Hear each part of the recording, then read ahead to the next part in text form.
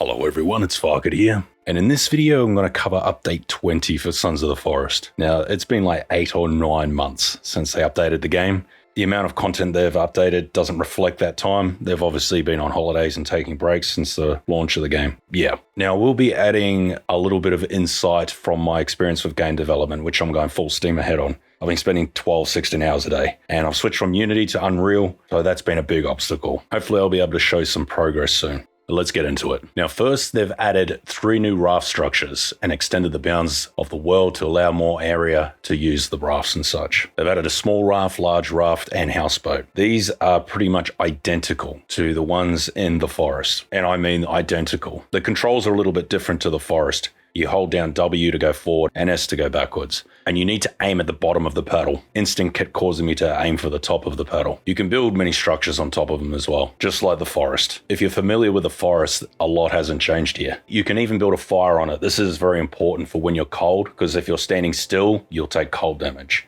So if you keep yourself warm, you're standing still on the boat, you're not going to get cold damage. This is actually quite a big thing in the forest. It could get you killed. Now, while I think it's cool they've added these rafts, it isn't going to have the same effect as it did in the forest, because the forest allowed you to build floating bases and build underwater much easier. It's going to be too tedious to build out at sea in this game. Building in lakes will be interesting because they freeze over, but this game takes itself too seriously to get the maximum use out of the boats. It's a good addition, but the way the game's been designed, it's not going to be as cool as it was in the forest. They were very cool in the forest. In the large raft, if you're unaware, it needs 2 people to be operated. In the forest, they actually limited it to multiplayer, but it seems to be open here. Don't build it if it's single player, it's useless. The only difference with the houseboat in the forest and this one is that it's got a climbing rope to get up on top, which is kind of cool. You used to just use a water collector to jump up on top of the boat, and you can place heaps of things up here. You cannot build with log structures on here, so custom building doesn't work. And you can even build the upgrading structures and do the events, and the enemies won't be able to get you. They probably are aware of that. But the thing is it's giving player freedom to choose what they want to do. The enemies won't go in the water. The nav mesh won't allow them to. As for the models, I could have designed these in Unreal or even in Unity in under a day. They are not complicated models to make. And if you're listening to what I'm saying, I'm talking about making it in the game engine, not in Blender or another modeling program. And the floorboards even share the same textures. I would have not done that.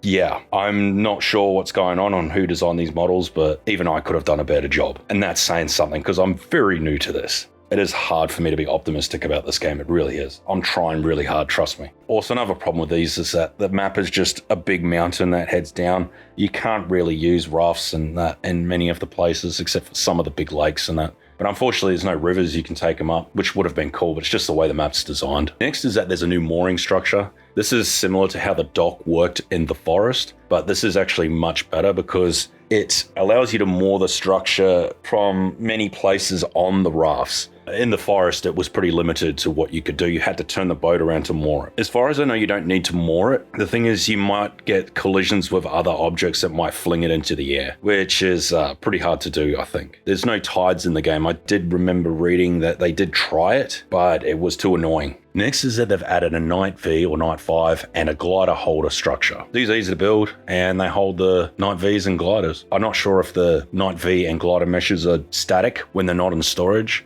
If they are static, it's okay. You probably don't need to use a storage structure. But if they're dynamic and they move around, you definitely want to put them in a storage structure. I can't tell though. My assumption is that they've probably done their work and made it static. I think it would only be dynamic while you're using it. The Night V holder can be built on other structures like the table and the rafts and that. From my experience, I wasn't able to get the glider to work on there, but it's okay because you can hold one glider. It might work, I'm just not going to go back and test it. You might want to put it on one of the bigger rafts like the large raft or the houseboat. Cool addition though, and the models are very simple. This would take half an hour to make both, but they look good and they serve their purpose. Next is probably the best one they've made in the update, which is they've added the ability to draw defensive wall structures, just like the forest, and you can build full length or half length. They haven't done 3/4 or quarter, which you can do. But the reason probably for that is that if you use half logs, it just splits and creates 2, and a full one will use a full one. And from what I can tell, it works pretty well. In my mind, it was unbelievable that they didn't add this originally. Did they really think players would want to place one log at a time in a straight line? I still struggle to comprehend that, but they're making changes that are positive. Unfortunately, defensive walls are still very weak. If you are playing on hard or hard survival, I actually don't recommend using them for defense, because they get knocked down so easily and they are a pain to replace. You're probably better off pulling it apart and replacing it, doing it this way. So this is a solid change. This is going back to the roots of what the forest was. You can even get Calvin to work on these. Drawing is what separated the forest from the other games. To be able to draw, to build. It's like working with a pencil, the way I could describe it. It feels very natural, but they abandoned that. Looks like they're trying to bring it back in a way. This is a very good step in the right direction. I've got to try and stay positive. Next is that they've added a new findable outfit. I'm not going to add a spoiler warning for this because I don't think it's that much of a spoiler, but it's the flight attendant outfit. This was originally in the forest. If you hit the flight attendant with the axe a few times, you got the outfit. And obviously it's for comical reasons. Doesn't fit the player too well. There's no female playable character as of yet, and I don't know if they're going to be adding one. I thought it would be extremely difficult, but in my experience with game development, it is really not. So it's just a choice by the developers, I believe. If you're wondering where you can find it, there's a crashed plane up on the mountain. This plane's actually been there for some time, but it never had any loot in it. It's strange such a small plane would have a flight attendant outfit. Not sure if a small plane would have a stewardess on it, but I'm not complaining. They got to get around somehow. If you're wondering how to get these, if you type in cheat stick in the game and press F1, you can type in these things. It's up to you if you want to do it. Go to will teleport you there, and add item will add it, and spawn item will obviously spawn it. They've added Steam game recording support. I don't know anything about this, and I haven't had time to really go and look at it. I've been working on my game too much. From what I can tell, this is very good. Reason being is that Shadowplay is NVIDIA exclusive, and I don't know what AMD has, but then there's OBS, and OBS is too complicated for a normal user, I believe. And I think Valve is very good at creating software. So this would be a very non-bloated version of recording software. So I have a feeling this would be very good, but I've done no research on it whatsoever. Just keep in mind, and I can't stress this enough, if you select the option to record in the background, if you select this for an SSD or an M2, it is going to consistently write to that. Now, those drives have a write limit before the warranty gives out, or it actually reduces its lifespan. So if you're constantly recording at say 50 megabytes per second with 4K footage, you will rake up those writes on those drives. So keep it in mind. If you have a mechanical drive, go nuts. You could write to that all day. That's what I actually recommend. But mechanical drives are slow. And if you've been on SSDs and M2s for a long time, you'll forget how slow they actually are. They are very slow. But that's just my take. I highly recommend giving it a go. Next is that the crossbow, compound bow, crafted bow, shotgun, and slingshot have their aiming improved. They improved the arrow path to match the trajectory when shooting bows. Now, after playing around with this, it feels like it does shoot better, but it also feels worse. You can't even see the arrow going out, and it feels weird and clunky almost. There's something not right with it, but I suppose it's an improvement, though I'm not a fan of it. They actually nailed it in the forest. The forest had very good bows. You could actually figure out how they work quite easily. In this game, I've got no idea where the arrow's going because you can barely see it. Next is that the golf cart batteries can now be added to shelves. This is good.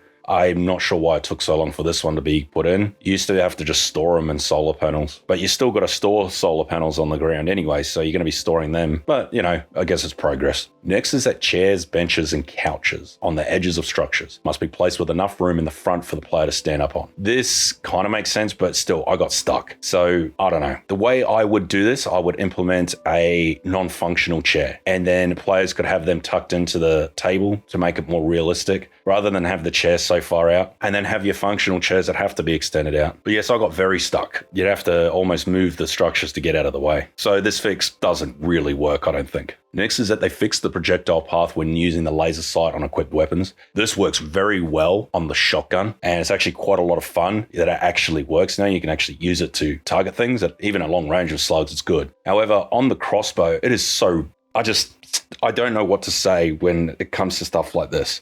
How this is an oversight, I've got no idea. The laser sight is right on top, actually hinders the aim, and you can't aim with the thing. I don't know how this gets passed into the public release. I don't know how long it's been like this, but it is like this, and yeah, I'm just going to leave it at that. Now, there was a lot of additions made, a lot of fixes, and they weren't huge fixes. These were like priority fixes, like probably what good game development should look like. They've probably known about these for a while, but they aren't crucial, but they were going to get fixed in post kind of thing. But I'm going to read out a few that I just didn't get footage for, either because I was too lazy or many reasons. When picking up held only items, the right hand now waits for the unequipped animation to play before going away. This just slows down the animations, I think. Maybe it makes it look less glitchy, I don't know. They added the ability to revive players when dying while swimming in multiplayer. This is a good addition. Kelvin and Virginia can now pull themselves up out of the water at edges with collision within reach. This will help with them following you and not getting stuck so much probably, or running the long way around to get to you. When swimming, Calvin will now swim towards the player he is following, which is good. And finally, the skip place animation option now applies when adding logs to ghost structures. This is very good, so you can build much quicker. Now, after all that, I have no intention or want to play the game again. I still think it's not my type of game, and these changes feel very minor, but I guess we'll find out in time. I'm enjoying game development far too much to return to playing this. It is actually the last game I've played in the last 4 or 5 months. I am not playing games, I am making them at the moment. So yeah, decent update overall, but yeah, I just still think it's not my type of game. I don't know if I'll do future updates, I've got no idea, but I definitely won't be doing Let's Plays on it. And I come to the realization, which makes a lot of sense in my head, that this game is good on a first playthrough, but its replayability is not good at all. So if you're playing it for the first time, all well and good, you're going to enjoy it. But coming back to it, I don't think so. But that's my opinion. Anyway, if you like this video, make sure you like and subscribe. Cheers.